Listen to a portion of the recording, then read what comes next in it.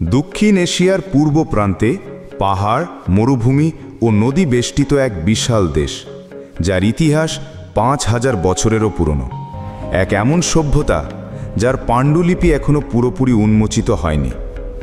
এক জাতি যারা একের পর এক রাজবংশ গড়েছে, পতন দেখেছে, বিদ্রোহ করেছে, বেঁচে থেকেছে, যার দেহ লোহা, আত্মা কাগজ, হৃদয় কল্পনা এবং অস্তিত্ব সময়ের চেয়েও পুরনো। আজ আমরা জানব কিভাবে জন্ম নিল চীন নামের এই দেশটি, কিভাবে গঠিত হলো এক মহাজাতির আত্মপরিচয়, যার প্রভাব আজও বিশ্ব রাজনীতিতে, অর্থনীতিতে এবং সভ্যতার গভীরে দোলা দেয়। সময়টা আজ থেকে প্রায় ৫,০০০ বছর আগের।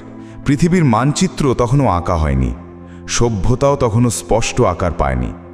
কিন্তু হিমালয়ের পাদদেশে, আজকে চীনের উত্তরাংশে, এক নদী যার নাম হুয়াংহে বা হুয়াংহো অর্থাৎ হলুদ নদী।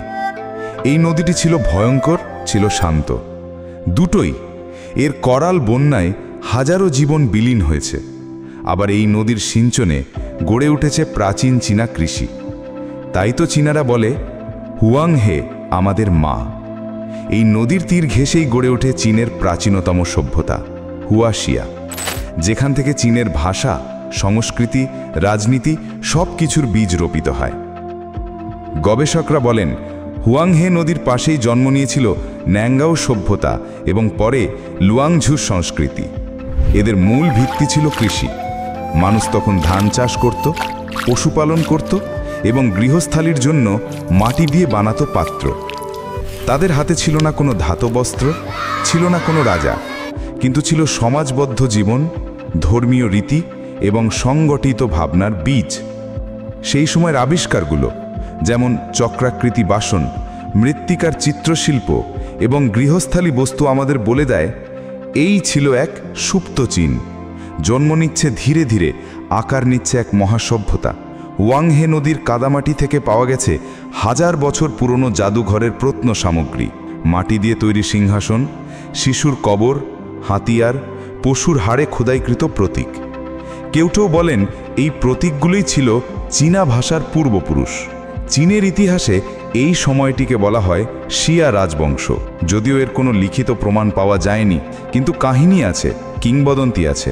একটা কিংবদন্তি বলে, এক সময় ছিল যখন ভয়ঙ্কর বন্যা চারিদিকে ধ্বংস আনত। তখন এক মহান ব্যক্তি, ইউ দ্য গ্রেট, পানি নিয়ন্ত্রণে বাঁধ নির্মাণ করেন, খাল কাটেন এবং এই কাজের জন্য জনগণ তাকে শ্রদ্ধায় করে তোলে প্রথম রাজা। এই ইউই ছিলেন শিয়া রাজবংশর প্রতিষ্ঠাতা। যদিও ইতিহাসবিদরা একে শতভাগ বিশ্বাস করেন না, তবে এটুকু স্পষ্ট, হুয়াংহে নদী শুধু এক সভ্যতার নয়, বরং এক গোটা জাতির আত্মপরিচয়ের জন্মস্থল। এই অঞ্চলেই প্রথম দেখা মেলে মন্দিরের, পুরোহিত শ্রেণীর আকাশ পূজার রীতির, এক অদৃশ্য শক্তিকে কেন্দ্র করে সমাজ গঠনের চেষ্টা। মানুষের মন তখন প্রশ্নে ভরা। কে সৃষ্টি করল এই প্রকৃতি? কেন আসে বন্যা? কেন রোদে ফসল হয়? আর এই সব প্রশ্ন থেকেই জন্ম নেয় চিন্তা, দর্শন, বিশ্বাস। আর এই সময়ে ড্র্যাগনের ধারণা জন্ম নেয় চীনা সমাজে। না কোনো ভয়ঙ্কর দানব হিসাবে নয়, বরং এক পবিত্র রূপে। ড্র্যাগন ছিল তাদের কাছে জল, বৃষ্টি, ফলন ও রাজত্বের প্রতীক। গবেষণায় জানা যায়, প্রাচীন চীনা সমাজে মানুষ বিশ্বাস করত আকাশে উচ্চতর শক্তি রয়েছে, যাকে তারা বলতো টিয়েন অর্থাৎ স্বর্গ। এই বিশ্বাসী ভবিষ্যতের রাজতন্ত্রে একদিন গড়ে দেবে ম্যান্ডেট অফ হেভেনের ধারণা, যার মানে একজন শাসক তখনই রাজা হতে পারে যদি স্বর্গ তাকে অনুমোদন দেয়। তাই বলা হয়, চীনের জন্ম শুধু একটি সভ্যতার নয়, বরং এক দর্শনের জন্ম। হুয়াংহে নদীর জল শুধু জমি ভেজায়নি, এটি ভিজিয়েছে কল্পনা, সৃষ্টি করেছে চিন্তা, আর সেই ভাবনার ফলেই ধাপে ধাপে গড়ে উঠেছে এক মহাশক্তি, চীন।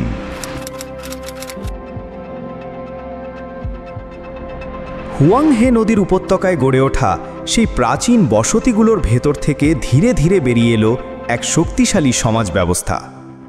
এখন আর মানুষ শুধু কৃষিকাজ করছে না, তারা শিখছে সংগঠন, শিখছে শাসন, গড়ে তুলছে রাজ্য। এই সময়ে চীনের ইতিহাসে প্রথমবার আমরা পাই এক প্রমাণিত রাজবংশের নাম, শাং রাজবংশ, শ্যাং ডাইনেস্টি। সময়কাল খ্রিস্টপূর্ব ১৬০০ থেকে ১০৪৬ অব্দ। শাং রাজবংশ ইতিহাসের প্রথম স্বীকৃত শাসন ব্যবস্থা। এদের ছিল সুসংগঠিত প্রশাসন, সৈন্যবাহিনী, কর ব্যবস্থা এবং ধর্মীয় পুরোহিত শ্রেণী। রাজারা নিজেদের ঈশ্বরের প্রতিনিধি মনে করত। তারা বিশ্বাস করত তাদের পূর্বপুরুষেরা মৃত হলেও আধ্যাত্মিকভাবে জীবিত এবং রাজার প্রতি নির্দেশ দেয়। এই সময়ের সবচেয়ে গুরুত্বপূর্ণ আবিষ্কার ছিল অরাকেল বোনস, গরুর হাড় বা কচ্ছপের খোলের উপর খোদাই করা লেখনী। এই হাড়গুলো আগুনে গরম করে পুরোহিতরা ফাটলের দিকে তাকিয়ে ভবিষ্যৎ বলতো।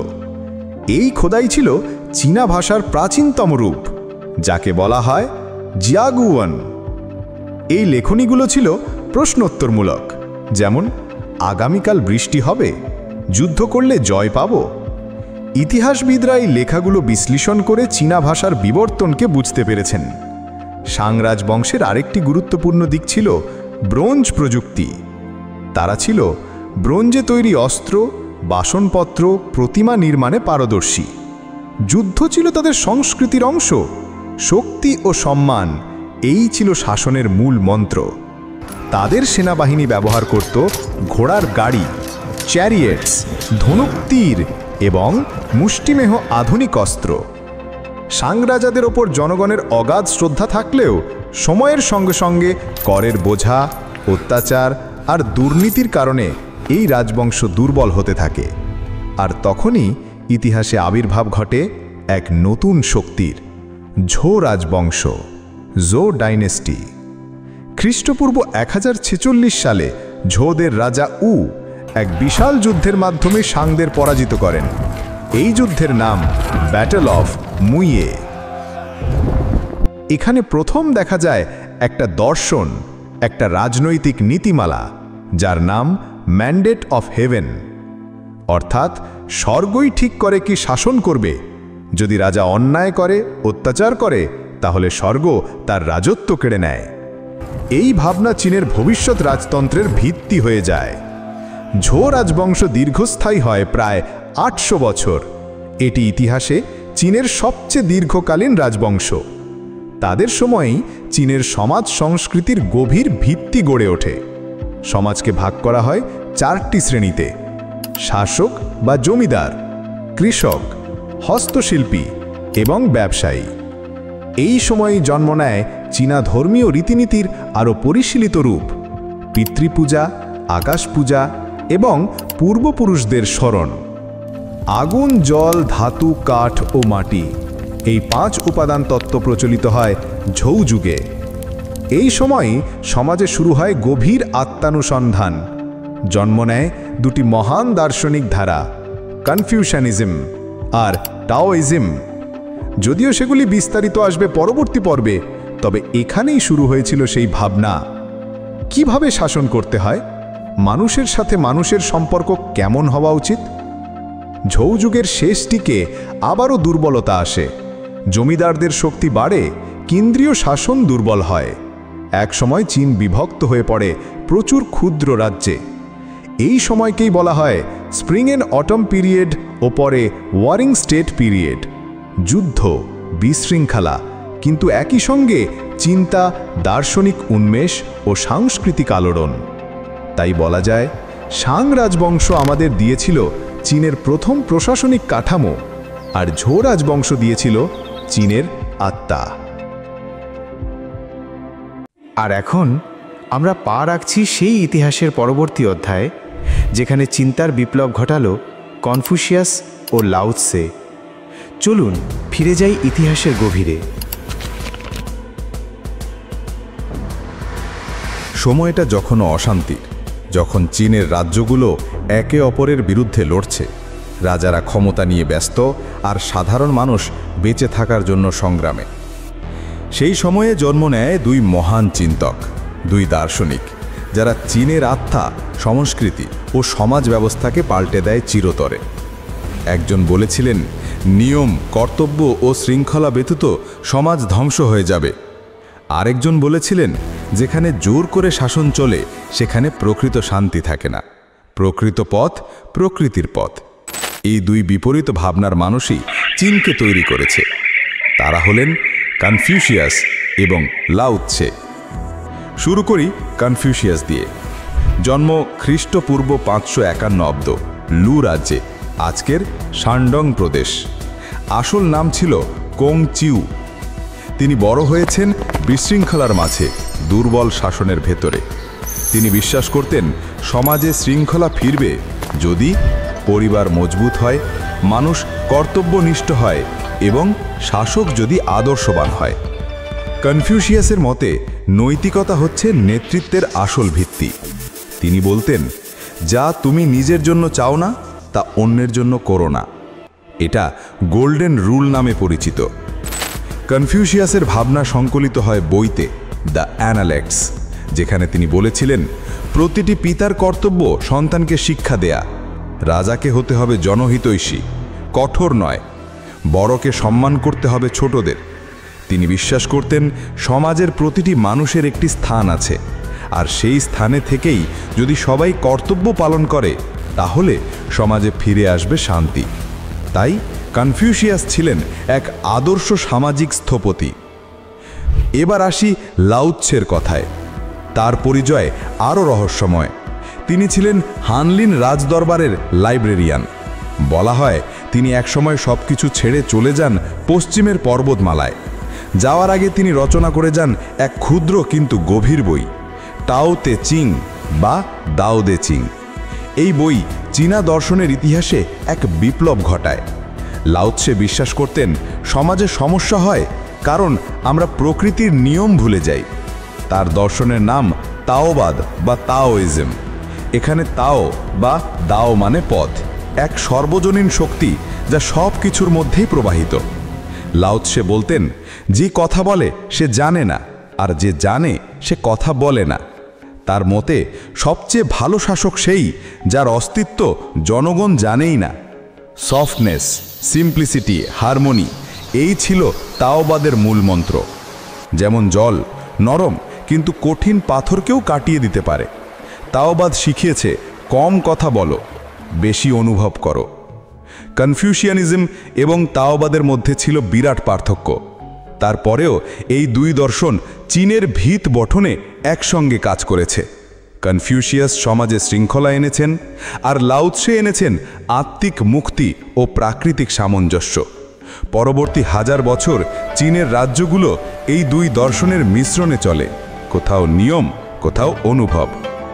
বই দিয়ে এই দুই চিন্তক শুধু চীনের নয়, জাপান, কোরিয়া, ভিয়েতনাম, এমনকি আধুনিক পশ্চিমা পাশ্চাত্য দার্শনিকদের চিন্তাতেও রেখেছেন ছাপ। ইতিহাস সাক্ষ্য দেয় যুদ্ধ নয়, চিন্তাই গড়ে তোলে সভ্যতাকে। আর চীনের সেই প্রথম চিন্তার বিপ্লব শুরু হয় কনফিউশিয়াস এবং লাও ত্সের হাত ধরে। তারা শিখিয়ে গেছেন শুধু অস্ত্র দিয়ে নয়, শব্দ দিয়েও বদলে দেওয়া যায় একটা জাতির ভবিষ্যৎ।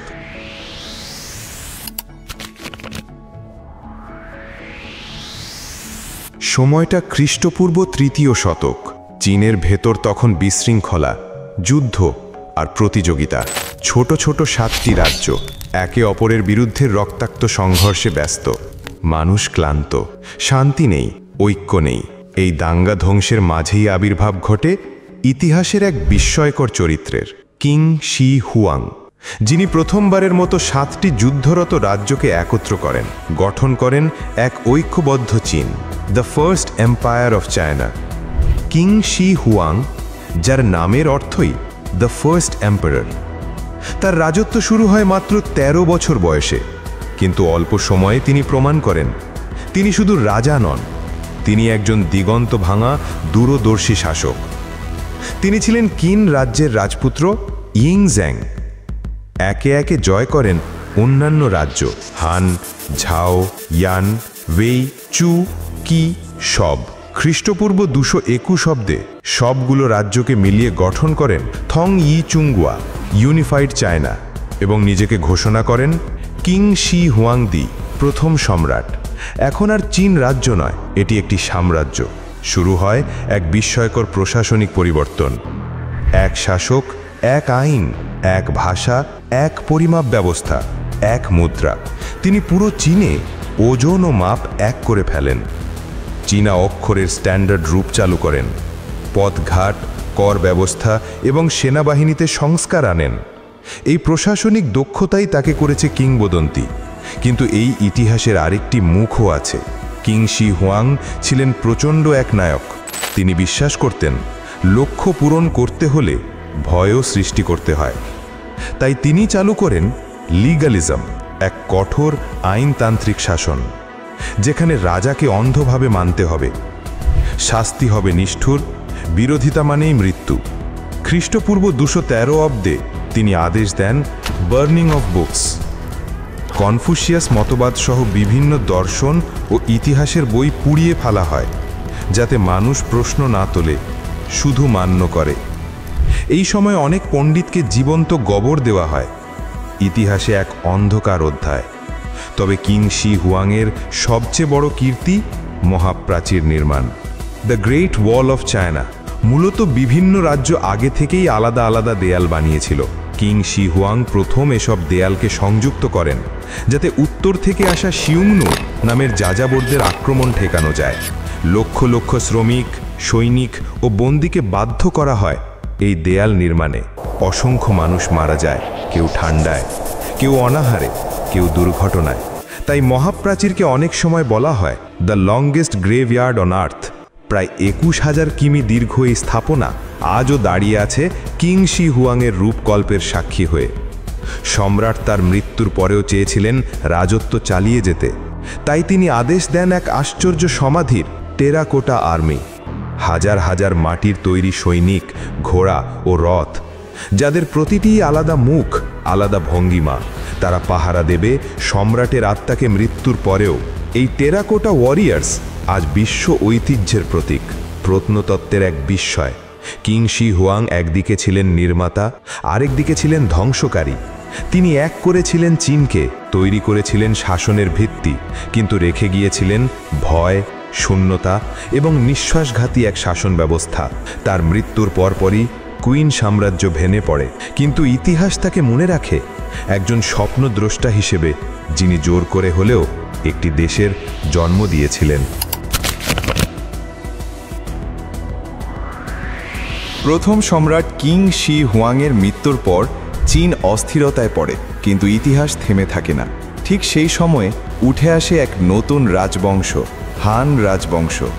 সময়টা খ্রিস্টপূর্ব 202 অব্দ। গৃহযুদ্ধ আর বিদ্রোহের পর একজন সাধারণ কৃষকের সন্তান ক্ষমতায় আসেন, যার নাম লিউ বাং।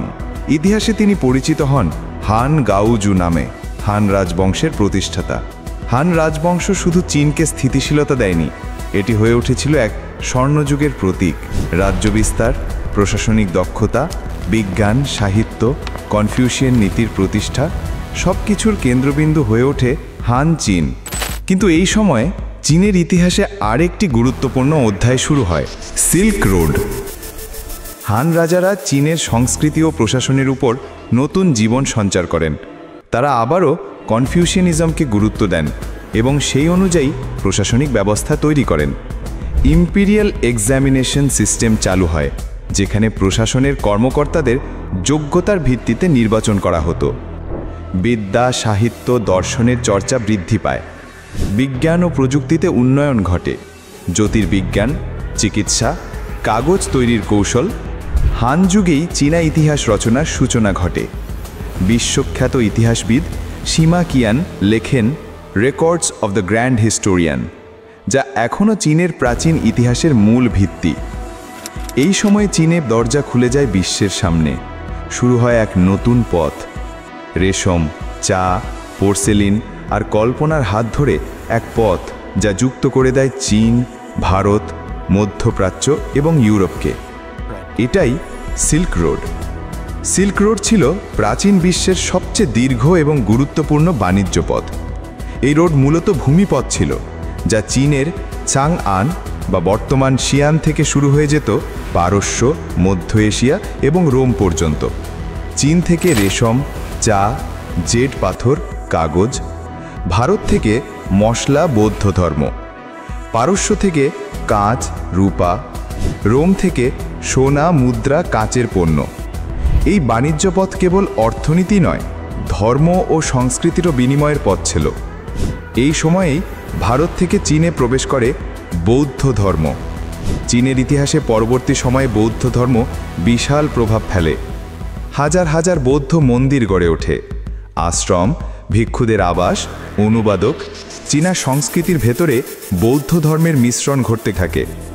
হান রাজারা পশ্চিমে তাদের রাজ্য বিস্তার করেন। তারা মধ্য এশিয়ার যাযাবর শিয়নুদের বিরুদ্ধে যুদ্ধ করে। এই যাযাবরদের সঙ্গে লড়াই করে চীন প্রতিষ্ঠা করে ওয়েস্টার্ন রিজিয়ন্স প্রোটেক্টরেট, এটি সামরিক ঘাঁটি যা সিল্ক রোডকে নিরাপদ রাখতে সাহায্য করে। এতে করে চীনের বাণিজ্য আরও প্রসারিত হয়। চীনের পণ্যে ইউরোপীয়দের আগ্রহ বাড়তে থাকে। এই সময়ে চীনা চিত্রকলার প্রাথমিক ধারা তৈরি হয়। বাদ্যযন্ত্র, পোশাক, কারুকার্যে রাজকীয়তা এবং সূক্ষ্মতা দেখা যায়। শিকার, যুদ্ধ এবং রাজ্যজয়ের চিত্র ভেসে ওঠে মাটির পাত্রে। হান যুগের ফ্যাশন এখনও চীনা ঐতিহ্যবাহী পোশাকে প্রতিফলিত হয়, যেমন হানফু। হান যুগ ছিল চীনের আত্মপরিচয়ের এক স্বর্ণযুগ। ইতিহাস, সাহিত্য, ধর্ম এবং সংস্কৃতি সব মিলিয়ে এক মহা সভ্যতার পুনর্জন্ম। এই যুগেই গড়ে ওঠে সেই ভিত্তি যার উপর আজকের আধুনিক চীন দাঁড়িয়ে আছে। 6টি অধ্যায় পেরিয়ে আমরা দেখেছি এক জাতির জন্ম, তার শৈশব, তার শিক্ষা এবং তার প্রথম আত্মপ্রকাশ। কিন্তু এখন ইতিহাস বদলে যাচ্ছে। সময়ের গতি আরও জটিল, আরও গতিময়। হান রাজবংশের পতনের পর চীন আবারও এক সময়ের অন্ধকারে হারিয়ে যায়। কিন্তু অন্ধকার মানেই তো শেষ নয়। ইতিহাস আবারও আলো জ্বালায় এবং সেই আলোয় উদ্ভাসিত হয় তাং রাজবংশ, চীনের স্বর্ণযুগ। সময়কাল 618 থেকে 907 খ্রিস্টাব্দ। এই যুগে চীন পরিণত হয় বিশ্ব সভ্যতার কেন্দ্রবিন্দুতে। চীনের রাজধানী চাংআন হয়ে ওঠে বিশ্বের সবচেয়ে আধুনিক ও আন্তর্জাতিক শহর। এখানে থাকত তুর্কি, পারস্য, ভারতীয়, আরব, কোরিয়ান, এমনকি রোমান বংশোদ্ভূত পণ্যের ব্যবসায়ীরা। একটি শহর যেখানে একসাথে বাজত বৌদ্ধ মন্দিরের ঘণ্টা, মুসলিম আজান আর কনফিউশিয়াস শিক্ষার পাঠ। চিত্রকলা, কাব্য ও বাদ্যযন্ত্রে চীন পৌঁছে যায় এক নতুন উচ্চতায়। লি বাই এবং দুফু, এই দুই কবি তাং যুগের প্রতীক। তাদের কবিতায় ছিল প্রকৃতি, প্রেম, দার্শনিকতা, বিদ্রোহ, আর ছিল মানুষের জীবনের প্রতিচ্ছবি। স্কুলে পড়ানো হতো কাব্য, শুধু কাব্য নয়, আত্মা শেখানো হতো কাব্যের ছন্দে। তাং রাজারা পশ্চিমে তাদের সাম্রাজ্য বিস্তৃত করে তিব্বত, কোরিয়া, মধ্য এশিয়ার বহু অংশ আসে চীনা নিয়ন্ত্রণে। এ সময় চীন প্রথমবারের মতো জাপান, কোরিয়া ও ভিয়েতনামকে সাংস্কৃতিকভাবে প্রভাবিত করে। তাং পোশাক, চিত্রকলা এবং সাহিত্য ছড়িয়ে পড়ে সমগ্র পূর্ব এশিয়ায়। এ সময় চীনে বহু ধর্ম সহাবস্থান করত। বৌদ্ধ ধর্ম, হাজার হাজার মঠ তৈরি হয়, দুনহাং কেভসের মতো স্থাপত্য নির্মাণ হয়। তাওবাদ, চীনের নিজস্ব দর্শন ও আধ্যাত্মিক ধারা। ইসলাম ও খ্রিস্ট ধর্ম, আরব ব্যবসায়ীদের মাধ্যমে আসে ইসলাম। খ্রিস্ট ধর্ম আসে নেস্টোরিয়ানদের মাধ্যমে। এ এক সত্যিকারের ধর্মীয় মেলবন্ধনের সমাজ ছিল। সময়কাল 960 থেকে 1279 খ্রিস্টাব্দ। তাং যুগের পতনের পর আসে সাং রাজবংশ, যা চীনকে দেয় প্রযুক্তি ও অর্থনীতির এক রেনেসা। এই যুগেই তৈরি হয় প্রথম কাগজের মুদ্রা, গান powder, compass, movable type printing. এমন এক যুগ যেখানে জ্ঞানের আলো ছড়িয়ে পড়ে শহর থেকে গ্রামে। পাঠাগার, বিশ্ববিদ্যালয়, স্কুল গড়ে ওঠে। কৃষিক্ষেত্রে নতুন প্রযুক্তি ব্যবহারে খাদ্য উৎপাদন বৃদ্ধি পায়। রাইস ফ্রম চাম্পা, ভিয়েতনাম এনে চাষে বিপ্লব ঘটে। শহরগুলোতে বাজার, হাট, আন্তর্জাতিক বাণিজ্য বিস্তার লাভ করে। চিত্রকলায় জ্যামিতিক ছন্দ, অক্ষরশৈলী আরও নিখুঁত হয়। কেরামিক শিল্পে চীন পৌঁছে যায় শীর্ষে। চীনামাটির বাসন বিশ্বব্যাপী প্রসিদ্ধ হয়। 1271 সালে মঙ্গল নেতা কুবলাই খান প্রতিষ্ঠা করেন ইউয়ান রাজবংশ, চীনের প্রথম অচীনা শাসক গোষ্ঠী। এখন চীন শাসিত হচ্ছে উত্তর থেকে আসা এক যোদ্ধা জাতির দ্বারা। মঙ্গলরা নিয়ে আসছে এক নতুন শাসন, এক নতুন দৃষ্টিভঙ্গি। ইউরোপ, মধ্য এশিয়া, আরব অঞ্চল পর্যন্ত বিস্তৃত হয় চীন কেন্দ্রিক সাম্রাজ্য। মার্কো পোলো চীন ভ্রমণ করেন এই সময়ে এবং ইউরোপে চীনের বিস্ময়কর উন্নয়ন নিয়ে লেখেন। প্রশাসনে চীনা, পার্সিয়ান, আরব, টার্কিক সকল জাতির লোক কাজ করত, কিন্তু সাধারণ চীনারা রাজনৈতিক ক্ষমতা থেকে বঞ্চিত ছিল। তাদের ওপর ছিল মঙ্গলদের কঠিন শাসন এবং জাতিগত বৈষম্য। 1294 সালের পর ইউয়ান রাজবংশ দুর্বল হয়ে পড়ে, বিদ্রোহ শুরু হয়। অবশেষে 1368 সালে মিং রাজবংশের মাধ্যমে চীনারা ফিরে পায় স্বাধীনতা। বৈদেশিক শাসনের অভিজ্ঞতা চীনের আত্মপরিচয়কে আরও শক্ত করে তোলে। ইতিহাসের এই অধ্যায় চীনের আত্মপরিচয়ের সংগ্রাম হয়ে দাঁড়ায়। চেঙ্গিস খান, আসল নাম তেমুজিন, জন্ম নেন 1162 সালে মঙ্গোলিয়ার বিস্তৃত তৃণভূমিতে। এই ভূমি ছিল কঠিন, শীতকালে তুষার, গ্রীষ্মে তপ্ত রোদ, আর চারদিকে শুধুই অবারিত ঘাসের সমুদ্র। এই কঠিন পরিবেশেই জন্ম হয়েছিল এমন এক ব্যক্তিত্বের, যিনি সারা এশিয়াকে কাঁপিয়ে তুলবেন। তেমুজিন ছোটবেলায় শিখেছিলেন বাঁচতে হলে লড়তে হবে এবং বিশ্বাসঘাতকতা করলে তার মূল্য দিতে হয় প্রাণ দিয়ে। তার পিতা এক প্রতিদ্বন্দ্বী গোত্রের হাতে বিষ প্রয়োগে নিহত হলে ছোট তেমুজিন ও তার পরিবার চরম দারিদ্র্যে দিন কাটাতে থাকেন, কিন্তু এই কষ্টই তাকে গড়ে তোলে অদম্য যোদ্ধায়। 12 শতকের মঙ্গল তৃণভূমি ছিল অসংখ্য ছোট ছোট গোত্রে বিভক্ত। প্রত্যেকের নিজস্ব নেতা ছিল, আর প্রায় প্রতিদিনই চলত রক্তক্ষয়ী লড়াই। তেমুজিন বুঝেছিলেন যদি তিনি এই গোত্রগুলিকে একত্রিত করতে পারেন তবে একটি অপ্রতিরোধ্য শক্তি গড়ে উঠবে। তিনি কৌশল, রাজনৈতিক বিবাহ আর সামরিক দক্ষতা ব্যবহার করে ধীরে ধীরে সব মঙ্গল গোত্রকে তার পতাকার নিচে আনেন। 1206 সালে তাকে দেওয়া হয় নতুন উপাধি, চেঙ্গিস খান, অর্থাৎ সমগ্র বিশ্বের শাসক। চেঙ্গিস খান জানতেন তার যোদ্ধাদের টিকিয়ে রাখতে হলে তাদের খাদ্য, সম্পদ ও বাণিজ্য পথের প্রয়োজন। উত্তরে কঠিন জলবায়ু, কিন্তু দক্ষিণে ছিল ধনী সভ্যতা, চীন। সে সময় চীন বিভক্ত ছিল, উত্তরে জিন রাজবংশ, দক্ষিণে সং রাজবংশ। উত্তরের জিন রাজবংশ ছিল তুলনামূলক দুর্বল, আর তাদের সামরিক শক্তি মঙ্গলদের গতিশীল কৌশলের সামনে দাঁড়াতে পারত না। চেঙ্গিস খানের সেনাবাহিনী শুধু সংখ্যায় বড় ছিল না, বরং অসাধারণ কৌশলীও ছিল। তারা দ্রুতগতির ঘোড়াসওয়ার বাহিনী, সুনিয়ন্ত্রিত ধনুক ব্যবহার আর মিথ্যা পিছু হটার কৌশলে শত্রুদের ফাঁদে ফেলত। 1209 সালে তিনি পশ্চিম শিয়া রাজ্য আক্রমণ করেন এবং 1211 সালে জিন রাজবংশের দিকে পূর্ণ আক্রমণ চালান। মঙ্গলরা অদ্ভুত নির্মমতা ও কৌশলের মিশ্রণে জয়লাভ করে। অনেক শহর ধ্বংস হয়, লক্ষাধিক মানুষ নিহত হয়। কিন্তু চেঙ্গিস শুধু ধ্বংসই করেননি, তিনি বাণিজ্য, ডাক ব্যবস্থা এবং আইন কানুনও চালু করেছিলেন, যা পরে চীনের প্রশাসনিক ব্যবস্থায় প্রভাব ফেলেছিল। চেঙ্গিস খানের মৃত্যুর পর 1227 সালে তার উত্তরাধিকারীরা চীনের দিকে আরও অগ্রসর হন। অবশেষে তার নাতি কুবলাই খান 1279 সালে সমগ্র চীন জয় করে ইউয়ান সাম্রাজ্য প্রতিষ্ঠা করেন। এই সময় চীন প্রথমবারের মতো সম্পূর্ণভাবে একটি বিদেশি শাসকের অধীনে আসে। মঙ্গল শাসনে চীন নতুন বাণিজ্য পথের সাথে যুক্ত হয়, বিশেষ করে সিল্ক রুটের মাধ্যমে ইউরোপ ও মধ্যপ্রাচ্যের সাথে বাণিজ্য বাড়ে। তবে যুদ্ধ ও শোষণের কারণে কৃষিজ উৎপাদন কমে যায়, আর বহু চীনা নাগরিক কষ্টে জীবনযাপন করত। চেঙ্গিস খান ছিলেন একদিকে নির্মম যোদ্ধা, অন্যদিকে দক্ষ সংগঠক। চীনের ইতিহাসে তার প্রভাব দ্বিমুখী, একদিকে ধ্বংস, লুট ও হত্যাযজ্ঞ, অন্যদিকে প্রশাসনিক সংস্কার ও বাণিজ্যের প্রসার। আজও মঙ্গোলিয়া ও চীনের সীমান্ত অঞ্চলে তার নাম কিংবদন্তি হয়ে আছে। চীনের ঐতিহাসিক ধারায় চেঙ্গিস খান ছিলেন সেই ঝড় যা পুরনো প্রথা ভেঙে নতুন এক যুগের দরজা খুলে দিয়েছিল। চেঙ্গিস খানের মৃত্যুর পরেও মঙ্গল সাম্রাজ্য থেমে থাকেনি। তার নাতি, এক তরুণ নেতা কুবলাই খান, বিশ্বের ইতিহাসে নিজের নাম অমর করে গড়ে তুলেছিলেন। 1271 সালে তিনি প্রতিষ্ঠা করেন ইউয়ান রাজবংশ, যা চীনের প্রথম বিদেশি শাসক গোষ্ঠীর সাম্রাজ্য। ইউয়ান সাম্রাজ্যের রাজধানী ছিল দার্জিলিংয়ের নিকটে অবস্থিত খানবালিক, আজকের বেইজিং।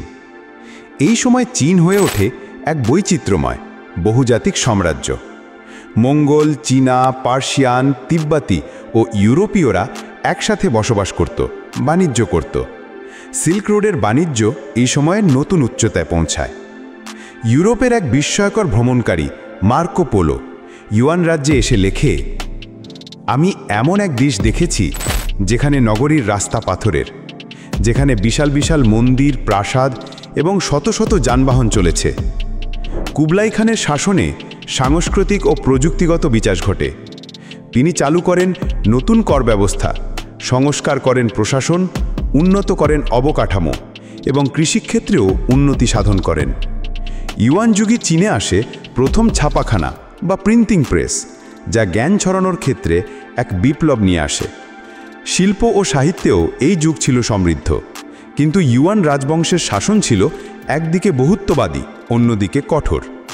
চীনা জনসাধারণের জন্য শাসন ছিল কঠোর আর জাতিগত বৈষম্য লেগেছিল গভীর। ইউয়ান রাজবংশের পতনের সূচনা হয় বিদ্রোহ এবং অসন্তোষ থেকে। 1368 সালে মিং রাজবংশ প্রতিষ্ঠিত হয়, যা চীনের ইতিহাসে নতুন যুগের শুরু। ইউয়ান সাম্রাজ্যের ইতিহাস আজও আমাদের শেখায় কিভাবে শক্তি, সংস্কৃতি এবং নেতৃত্বের মেলবন্ধন একটি সভ্যতাকে গড়ে তোলে, আর কিভাবে ঐক্যবদ্ধতা না থাকলে শক্তিও দীর্ঘস্থায়ী হয় না।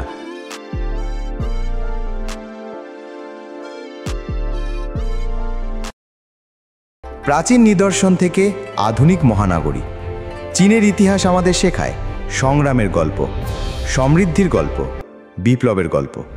মিং ও চিং রাজবংশের সুবর্ণ অধ্যায়ের পর চীন প্রবেশ করল নতুন এক অন্ধকারে।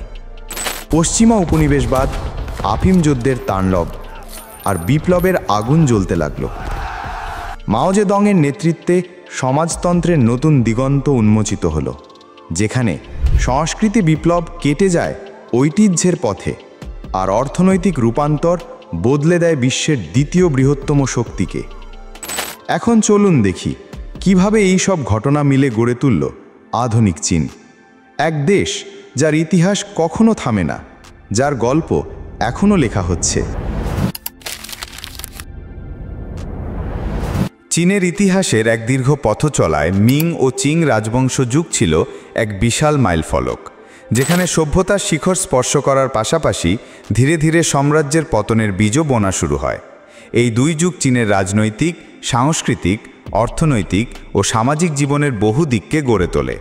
1368 সালে মঙ্গলদের ইউয়ান শাসন শেষ করে মিং রাজবংশ প্রতিষ্ঠা করেন ঝু ইউয়ান ঝ্যাং, যিনি পরবর্তীতে সম্রাট হংও নামে পরিচিত হন। একজন সাধারণ কৃষক পরিবার থেকে উঠে আসা নেতা হিসেবে তিনি ছিলেন এক কঠোর এবং দৃঢ় সংকল্পশীল মানুষ, যিনি চীনের শোষিত জনগণের আশা ভরসার প্রতীক হয়ে ওঠেন। মিং রাজবংশ চীনে মঙ্গল শাসনের অপমান ও বিধ্বস্ত অবস্থা থেকে পুনরুদ্ধারের প্রতিশ্রুতি নিয়ে আসে। এই রাজবংশের শাসন ব্যবস্থা ছিল মজবুত ও সুসংগঠিত। মিং শাসকেরা পূর্বতন নীতি সংস্কারের মাধ্যমে প্রশাসনকে শক্তিশালী করলেন। কর ব্যবস্থায় জোরদার করা হয় এবং জমির অধিকার কৃষকদের হাতে দেয়া হয়, যা কৃষিজ উৎপাদনে ব্যাপক উন্নতি ঘটায়। মিং রাজবংশের প্রথম রাজধানী ছিল নানজিং, যা তাদের শক্তি ও স্থিতিশীলতার প্রতীক ছিল।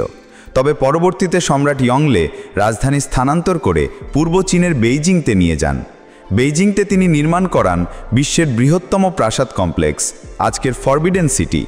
ফরবিডেন সিটি শুধু রাজকীয় আসন ছিল না, বরং এটি চীনের প্রশাসনিক ও সাংস্কৃতিক কেন্দ্র হয়ে ওঠে, যা চীনের ইতিহাসে এক গুরুত্বপূর্ণ স্থাপত্যের নিদর্শন হিসেবে আজও দাঁড়িয়ে আছে।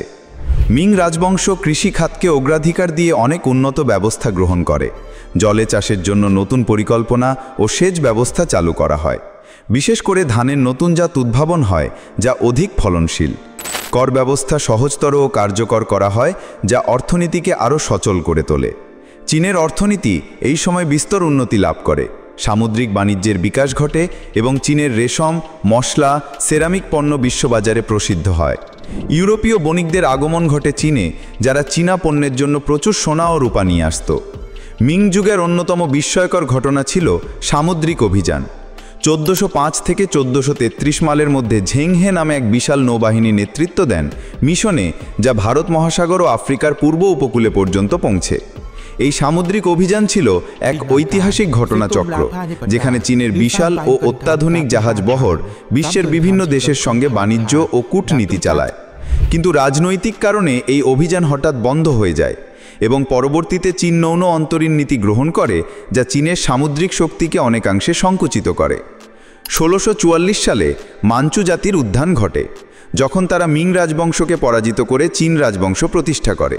চীন রাজবংশ দীর্ঘস্থায়ী হয় প্রায় 270 বছর পর্যন্ত। শাসন ব্যবস্থায় তারা অনেক সংস্কার ও উন্নতি নিয়ে আসে। মাঞ্চু শাসকেরা যেমন দক্ষ প্রশাসক ছিলেন, তেমনি তারা চীনের ভূখণ্ডকে ব্যাপকভাবে বিস্তৃত করেন। সম্রাট কাংসি, ইয়ংঝেং ও চিয়েনলংয়ের শাসনামলে চীন অর্থনৈতিক ও সাংস্কৃতিক উন্নতির শিখরে পৌঁছায়। চীনের সীমানা বড় হয়, তিব্বত, মঙ্গোলিয়া, সিনজিয়াং ও তাইওয়ান চীনের অংশ হয়ে ওঠে। এই যুগে চীনের সাহিত্য, চিত্রকলা, সঙ্গীত ও নাটক ব্যাপক বিকাশ লাভ করে। অনেক বিখ্যাত কবি, চিত্রশিল্পী ও চিন্তাবিদ এই সময়কারী। চীনের সিনেমার আদিপুরুষ মতো আধুনিক কনসেপ্ট না থাকলেও এই সময়ের চিত্রকলা, বিশেষ করে চীনা জল রঙের কাজ ও ক্যালিগ্রাফি বিশ্বজুড়ে বিখ্যাত। যদিও চিং রাজবংশের প্রথম শতাব্দী ছিল শান্তিপূর্ণ ও সমৃদ্ধির, কিন্তু ধীরে ধীরে প্রশাসনিক দুর্বলতা ও দুর্নীতি এই সাম্রাজ্যকে দুর্বল করে তোলে। অষ্টাদশ শতকের মাঝামাঝি থেকে চীন পশ্চিমা শক্তির সঙ্গে প্রতিযোগিতায় হেরে যেতে শুরু করে। প্রধান সংকটগুলির মধ্যে ছিল আফিম যুদ্ধ 1839 থেকে 1842। ব্রিটেনের বিরুদ্ধে এই যুদ্ধ পরাজয়ের মুখ দেখতে হয় চীনকে। চীন বাধ্য হয় নির্মম চুক্তি সই করতে, যার ফলে হংকং ব্রিটিশদের দখলে চলে যায়। অভ্যন্তরীণ বিদ্রোহ, টাইপিং বিদ্রোহ 1850 থেকে 1864, যা ছিল মানব ইতিহাসের অন্যতম বৃহৎ ও ভয়াবহ গৃহযুদ্ধ। বক্সার বিদ্রোহ 1899 থেকে 1901, যেখানে স্থানীয় লোকজন বিদেশি প্রভাবের বিরুদ্ধে প্রতিরোধ গড়ে তোলে। প্রশাসনিক দুর্বলতা, অর্থনৈতিক সংকট ও সামাজিক অস্থিরতা বৃদ্ধি পায়। 19 শতকের শেষ দিকে চীন নানা রাজনৈতিক ও সামরিক আঘাতের মুখে পড়ে। বিভিন্ন পশ্চিমা দেশ ও জাপান চীনের বিভিন্ন অংশ দখল করে নেয়। 1911 সালে সিনহাই বিপ্লব এই প্রাচীন সাম্রাজ্যের অবসান ঘটায়। সম্রাট পুই পদত্যাগ করেন, আর চীন নতুন এক যুগের দিকে এগিয়ে যায়, প্রজাতান্ত্রিক চীন। মিং ও চিং রাজবংশের ইতিহাস আমাদের শেখায় কিভাবে শক্তিশালী প্রশাসন, সাংস্কৃতিক উন্নয়ন ও প্রযুক্তিগত অগ্রগতি একটি দেশকে সমৃদ্ধি এনে দিতে পারে, আর কিভাবে দুর্নীতি, বাইরের চাপ ও অভ্যন্তরীণ সংঘাত সেই শক্তিকে ধ্বংস করতে পারে। বিংশ শতাব্দীর শুরুতে চীন ছিল এক বিশাল সাম্রাজ্য, আত্মনির্ভর, ঐতিহ্যবান এবং নিজের শ্রেষ্ঠত্বে অটল। কিন্তু দূর সমুদ্র পেরিয়ে আসছিল এক নতুন শক্তি, ইউরোপীয় উপনিবেশবাদ, যার সঙ্গে এলো লোভ, পণ্য আর এক মারণ শক্তি, আফিম। 1800 শতাব্দীর শেষের দিকে ইউরোপ, বিশেষত ব্রিটেন, চীনের চা, রেশম এবং চীনামাটির বাসনের জন্য পাগল প্রায় হয়ে উঠেছিল। কিন্তু সমস্যা ছিল, চীন বিদেশি পণ্যের প্রতি আগ্রহী ছিল না। সম্রাট চিয়ানলং স্পষ্ট ভাষায় ব্রিটেনকে জানিয়েছিলেন, আমাদের দেশে যা প্রয়োজন সবই রয়েছে, আমরা তোমাদের পণ্যের প্রয়োজন বোধ করি না। এই আত্মনির্ভরতা ব্রিটিশ বণিকদের জন্য ছিল এক দুঃস্বপ্ন। সমাধান তারা খুঁজে পেল এক নেশাজাতীয় দ্রব্যে, আফিম। ভারতের উপনিবেশ থেকে আফিম এনে তারা চীনে পাচার করতে শুরু করল, প্রথমে গোপনে, পরে ক্রমশ প্রকাশে। আফিম দ্রুত চীনের জনজীবনে প্রবেশ করে। কৃষক থেকে সৈনিক, এমনকি সরকারি কর্মকর্তারাও নেশার ফাঁদে পড়ে। রাষ্ট্রের অর্থনীতি দুর্বল হতে শুরু করে, উৎপাদনশীলতা কমে যায় এবং সমাজে নৈতিক অবক্ষয় ছড়িয়ে পড়ে। 1839 সালে সম্রাট দাওগাং পরিস্থিতির অবনতি বুঝে কঠোর ব্যবস্থা নিলেন। তিনি লিন জেক্সুকে নিয়োগ দেন আফিম বাণিজ্য দমন করতে। লিন জেক্সু ব্রিটিশ বণিকদের আফিম জমা দিতে আদেশ দেন এবং হাজার হাজার বাক্স আফিম ধ্বংস করে দেন গুয়াংজুর উপকূলে। ব্রিটেন এটিকে অপমান হিসেবে নেয়। আধুনিক অস্ত্র ও যুদ্ধজাহাজ নিয়ে তারা চীনের বিরুদ্ধে যুদ্ধ ঘোষণা করে। চীনা বাহিনী সাহসিকতার সঙ্গে লড়াই করলেও প্রযুক্তি ও অস্ত্রে তারা পিছিয়ে ছিল। যুদ্ধের ফলাফল আসে অপমানজনক নানকিং চুক্তি দিয়ে। হংকং ব্রিটেনের হাতে যায়। চীনের 5টি বন্দর বাণিজ্যের জন্য উন্মুক্ত হয়। বিপুল ক্ষতিপূরণ দিতে হয় ব্রিটেনকে। প্রথম যুদ্ধের পরেও পশ্চিমারা থামেনি। আবারও ব্রিটেন, এবার ফ্রান্সকে সঙ্গে নিয়ে চীনের বিরুদ্ধে যুদ্ধ শুরু করে। এই যুদ্ধে চীনের রাজধানী বেইজিং পর্যন্ত আক্রমণ হয়। ইউয়ান মিংইউয়ান বা গ্রীষ্মকালীন প্রাসাদ ধ্বংস ও লুট করা হয়। ফলাফল আরও অপমানজনক। চুক্তি বিদেশি শক্তির জন্য আরও বেশি বন্দর উন্মুক্ত হয় এবং আফিম বাণিজ্য বৈধ হয়ে যায়। ঊনবিংশ শতাব্দীর শেষের দিকে তরুণ প্রজন্মের মধ্যে নতুন চিন্তার জন্ম হয়, জাতীয়তাবাদ, গণতন্ত্র এবং আধুনিকরণের স্বপ্ন। সান ইয়াতসেন নেতৃত্ব দিলেন চিং রাজবংশ পতনের আন্দোলনে। 1911 সালের সিনহাই বিপ্লব অবশেষে 2000 বছরের রাজতান্ত্রিক শাসনের অবসান ঘটায়। জন্ম হয় চীনা প্রজাতন্ত্রের। বিপ্লবের ঝড়ে পতন হয়েছে 2000 বছরের রাজতন্ত্রের, কিন্তু পুরনো শৃঙ্খল ভাঙার পর নতুন চীনকে কোন পথে এগোতে হবে সেটাই ছিল সবচেয়ে বড় প্রশ্ন। এই প্রশ্নের উত্তর খুঁজতে মঞ্চে প্রবেশ করলেন এক মানুষ, যার নাম ইতিহাসে লেখা থাকবে আগুনের অক্ষরে, মাও জে দং। 1927 থেকে 1949 সাল পর্যন্ত চীন ছিল রক্তাক্ত গৃহযুদ্ধের ময়দান। একদিকে কুওমিন্তাং বা জাতীয়তাবাদী দল, অন্যদিকে চীনা কমিউনিস্ট পার্টি। দীর্ঘ লড়াই, জাপানি আগ্রাসন আর দুর্ভিক্ষের মধ্য দিয়ে মাও জে দং তার গ্রামীণ জনগণের শক্তি তত্ত্ব দিয়ে কৃষকদের একত্র করলেন। 1949 সালের 1 অক্টোবর বেইজিংয়ের তিয়ান আনমেন স্কোয়ারে দাঁড়িয়ে মাও ঘোষণা করলেন, চীনা জনগণ উঠে দাঁড়িয়েছে। চীনের মানচিত্রে জন্ম নিল পিপলস রিপাবলিক অফ চায়না। মাওয়ের প্রথম কাজ ছিল জমি সংস্কার। ধনী জমিদারদের জমি বাজেয়াপ্ত করে কৃষকদের মধ্যে বিতরণ করা হয়। শিল্প ও ব্যাংক জাতীয়করণ করা হয়। লক্ষ্য বিদেশি প্রভাবমুক্ত, আত্মনির্ভর এক সমাজতান্ত্রিক চীন গড়া। কিন্তু চীন তখনও দরিদ্র ও প্রযুক্তিগতভাবে পিছিয়ে। মাও বিশ্বাস করতেন, দ্রুত শিল্পায়নের মাধ্যমে চীনকে বিশ্বশক্তি বানানো সম্ভব। মাওয়ের উচ্চাকাঙ্ক্ষী পরিকল্পনা, কৃষি ও শিল্প উৎপাদন একসাথে বাড়ানো, পিপলস কমিউন প্রতিষ্ঠা, ইস্পাত উৎপাদনে গ্রামীণ চুল্লি, কৃষিক্ষেত্রে নতুন প্রযুক্তি প্রয়োগ। কিন্তু বাস্তবে ফল হয় উল্টো। ভুল নীতি, অতিরিক্ত উৎপাদনের দাবি আর প্রাকৃতিক দুর্যোগের কারণে ঘটে ভয়াবহ দুর্ভিক্ষ। প্রায় 3 কোটি মানুষের মৃত্যু হয়। মাও আশঙ্কা করছিলেন, পার্টির ভেতর থেকে পুঁজিবাদী ও প্রতিক্রিয়াশীল শক্তি আবার মাথা তুলছে। তার ডাক, রেড গার্ডস গঠন করে সংস্কৃতি বিপ্লব শুরু। স্কুল ও বিশ্ববিদ্যালয় বন্ধ হয়ে যায়। বুদ্ধিজীবী, শিল্পী, শিক্ষক সবাইকে জনগণের শত্রু হিসেবে নির্যাতন করা হয়। পুরনো ঐতিহ্য, বই, মন্দির ধ্বংস হয়। 10 বছরের এই অস্থিরতায় লাখ লাখ মানুষ নির্যাতনের শিকার হয়। চীনের অর্থনীতি ও শিক্ষা ব্যবস্থা ভেঙে পড়ে। 1976 সালে মাও জে দংয়ের মৃত্যু ঘটে। তিনি রেখে গেলেন এক দ্বিমুখী উত্তরাধিকার। একদিকে স্বাধীন ও একতাবদ্ধ চীনের ভিত্তি, অন্যদিকে বিপুল অর্থনৈতিক ক্ষতি, শিক্ষা ও সংস্কৃতির ধ্বংস। মাওয়ের যুগ শেষ হলেও চীনের গল্প থামেনি। মাও পরবর্তী চীন এক নতুন পথে হাঁটতে শুরু করে দেং জিয়াওপিংয়ের নেতৃত্বে। তার নীতি, বিড়াল কালো না সাদা সেটা জরুরি নয়, ইঁদুর ধরতে পারলেই চলবে। এখান থেকেই শুরু সংস্কার ও উন্মুক্তকরণ নীতি বা রিফর্ম অ্যান্ড ওপেনিং আপ। কৃষি ও শিল্পে বাজার অর্থনীতির উপাদান যুক্ত হয়। বিদেশি বিনিয়োগের জন্য বিশেষ অর্থনৈতিক অঞ্চল বা SEZ গঠন। ব্যক্তিগত ব্যবসা করার সুযোগ বৃদ্ধি। ফল, কয়েক দশকের মধ্যে চীন বিশ্বের দ্বিতীয় বৃহত্তম অর্থনীতিতে পরিণত হয়। আজকের চীন বিশ্বের বৃহত্তম উৎপাদক, প্রযুক্তি ও মহাকাশ অভিযানে অগ্রগামী, শক্তিশালী সামরিক বাহিনী ও বৈশ্বিক প্রভাবশালী অর্থনীতি। তবে চ্যালেঞ্জও কম নয়।